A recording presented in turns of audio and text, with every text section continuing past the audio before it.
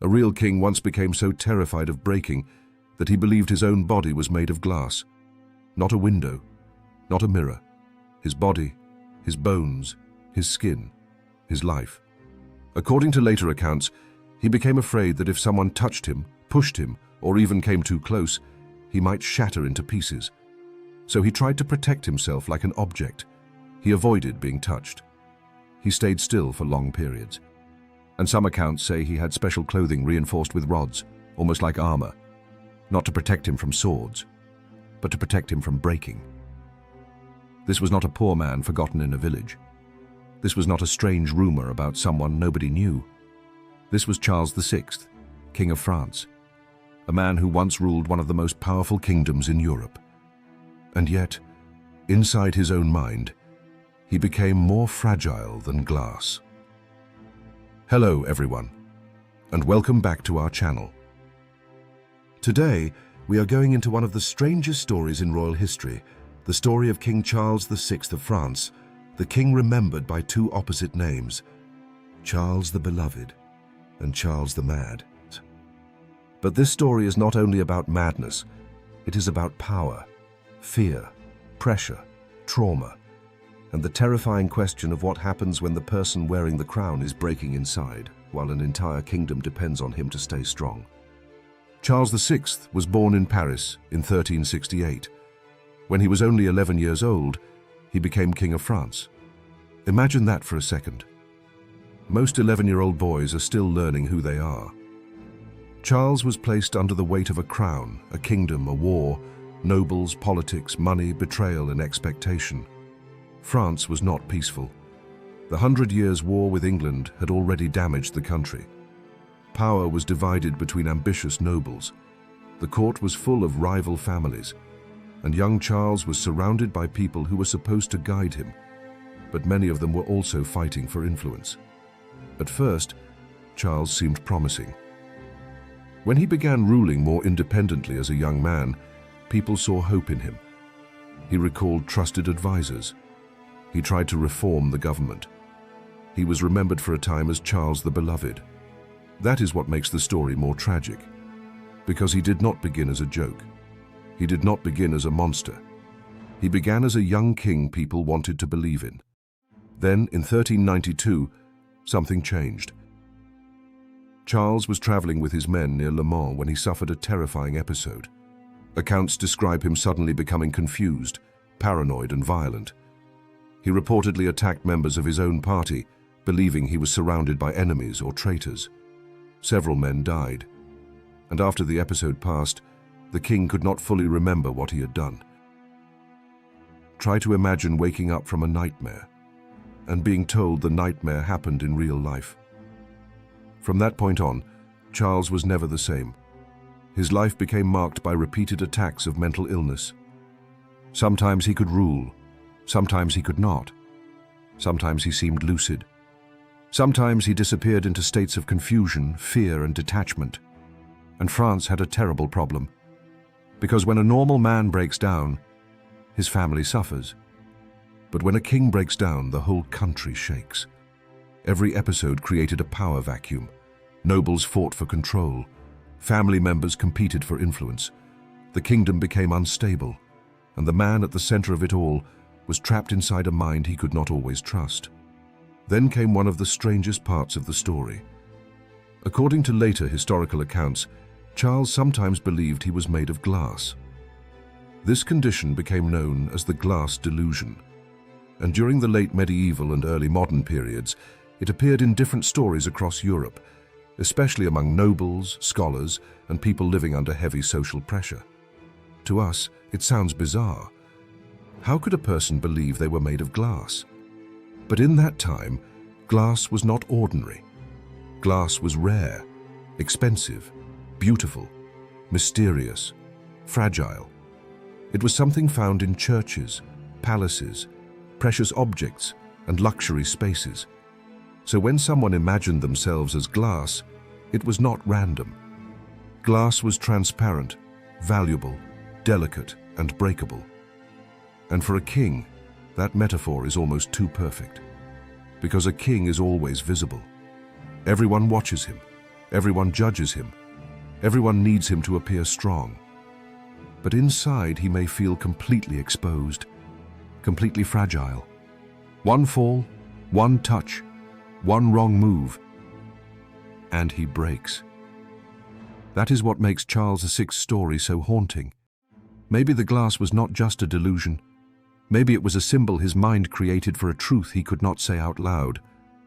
I am the King of France, but I feel like I could break at any moment. And if that sounds strange, ask yourself this. How many people today feel the same thing, but use different words? I'm burned out. I'm falling apart. I can't handle pressure anymore. I feel fragile. I feel like one more problem will break me. Charles lived in a world that did not have our modern language for mental health. So maybe his mind chose the language of his time. Glass. The king was not only afraid of enemies, he was afraid of contact, of movement, of impact, of the world coming too close. According to later accounts, he refused to let people touch him and used protective clothing to keep himself from shattering. Think about how sad that is. A king surrounded by servants, guards, nobles, priests, family, and advisors, and still trapped in loneliness so extreme that even human touch became a threat. This is where the story becomes more than a strange fact. Because the glass delusion was not just about believing in glass, it was about fear of being damaged, fear of being exposed, fear of the body failing, fear of being seen, fear that the world was too dangerous to touch. And Charles had every reason to feel unsafe. His mind had betrayed him. His court was full of political danger. His country was unstable. His own relatives used his illness to fight for power. And only 1 year after his first major episode, another horrific event shook the court. The Bal des Ardents, the Ball of the Burning Men. In 1393, a royal masquerade was held in Paris. Charles and several nobles performed in costumes made with flammable materials. They were dressed as wild men, covered in resin and fibers. Then a flame came too close. The costumes caught fire. Chaos exploded. 4 nobles died. Charles survived, reportedly because someone shielded him. Imagine that. A king already suffering from terrifying mental episodes nearly burns alive in front of the court. The people saw it as a disaster, a scandal, a sign that the court had become reckless and rotten. And for Charles, whether or not it directly caused later symptoms, it became another chapter in a life surrounded by fear, instability, and public humiliation. The man people once called beloved was now becoming a symbol of a kingdom losing control. And over time, his illness helped tear France apart politically. When the king was weak, others became stronger. When Charles could not rule consistently, powerful factions fought around him. The Duke of Burgundy, the Duke of Orleans, the Queen, the royal family, foreign enemies. Everyone understood the same thing. If the king's mind was unstable, then power could be taken from around him. This is the part of royal history people often forget. Madness at the top is never private.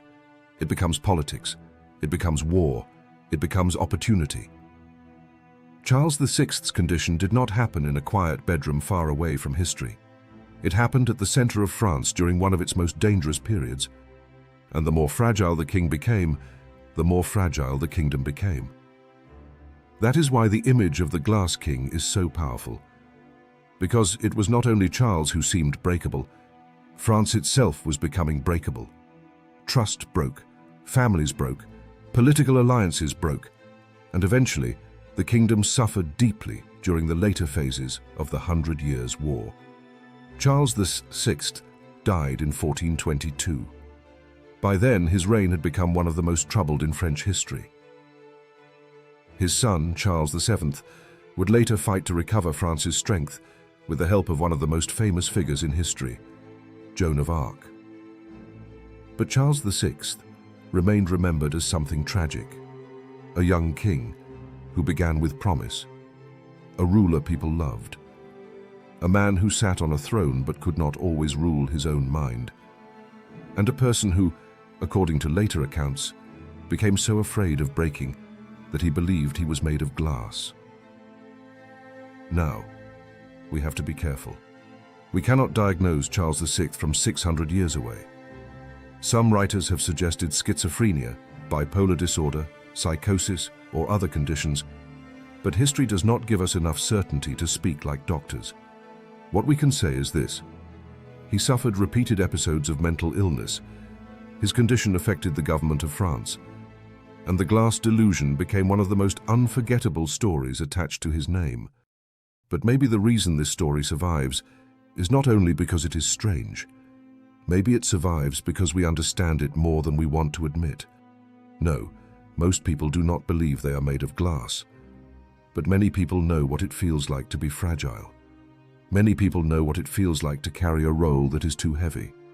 The strong father, the perfect mother, the successful businessman, the leader, the provider, the person everyone expects to be calm, the person who is never allowed to fall apart. And sometimes, the more people expect strength from you, the more fragile you become inside. That is the human truth inside this story. Charles VI was a king. But the crown did not protect him from fear. The palace did not protect him from illness. The throne did not protect him from loneliness, and power did not protect him from breaking. That is what makes the story of the Glass King so disturbing. It shows us that even the highest person in the room can be the most fragile. Even the man everyone bows to can be terrified of being touched. Even a king can feel like one wrong move will shatter him. And maybe that is why the image is so hard to forget. A king of France, wrapped in protection, surrounded by people, afraid of human contact, convinced that his body could break like glass. It is strange. It is sad. And it is deeply human. And there you have it. That is why the story of King Charles VI is not just a weird royal legend. It is a dark reminder that power can hide pain, status can hide fear, and sometimes the people who look the strongest are the ones most afraid of breaking. Thank you all for watching.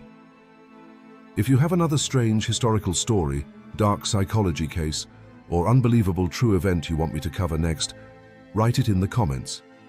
And don't forget to subscribe for more stories from the strange side of human behavior, history, and reality.